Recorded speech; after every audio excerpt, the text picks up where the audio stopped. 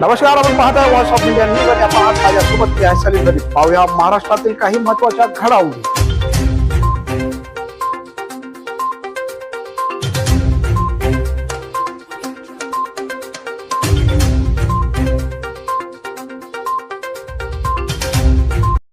इथं तुम्हाला रुग्णालयात भरायला पैसे नाहीत, उपचार करतायत म्हणजे म्हणतात ना की तोंडात घास आणि मानेमध्ये बुक्की, असा प्रकार हे हॉस्पिटल प्रशासन करतंय। आणि मूग गिळून गप्प बसण्याचा जो प्रकार आहे ते धर्मादाय आयुक्त कार्यालय करत आहे।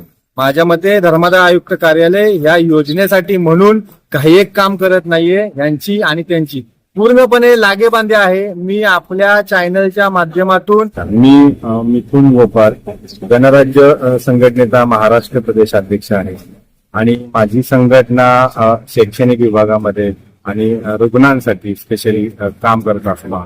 आणि आता आम्ही ज्या कारणासाठी उपोषणाला बसलेला आहे त्याच्यामध्ये 2-3 पेशंट अशा आहेत की त्यांना जो धर्मादायीचा जो नियम आहे 1950चा 41 क निर्धन व दुर्बल घटकामध्ये हे मोडत आहे, तरी सुद्धा हॉस्पिटल प्रशासन जे आहे ह्या कायद्याची पायमल्ली करताना दिसत आहे।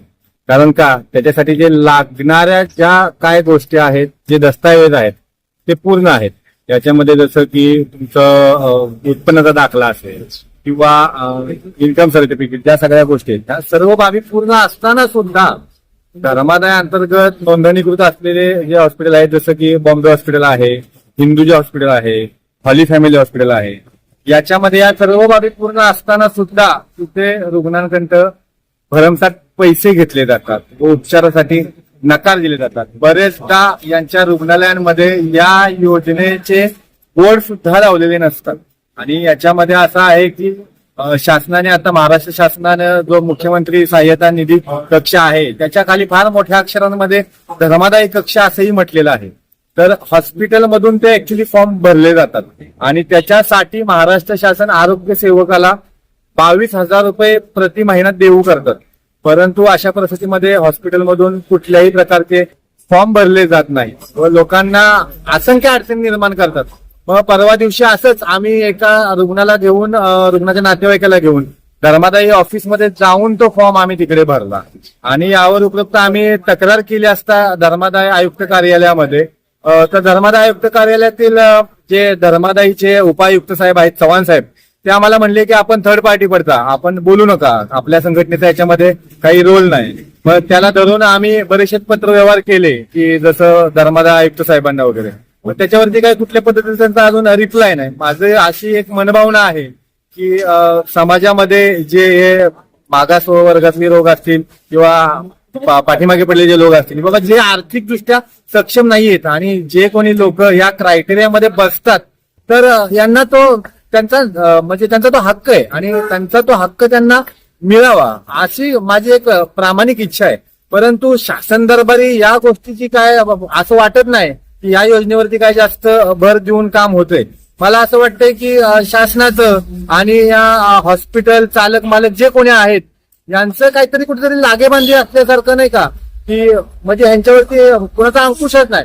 कारण का, जेव्हा मी त्या हिंदूच्या हॉस्पिटलमध्ये गेलो तेव्हा मी तिथले MSW आहेत त्यांना मी भेटलो तर आणि मी त्यांना दाखवलं की बाबा महाराष्ट्र शासनाचं हे पत्र आहे आणि त्यांच्याकडून मंत्रालयामधून अप्रुव्हल आलेलं लेटर मी त्यांना दाखवलं।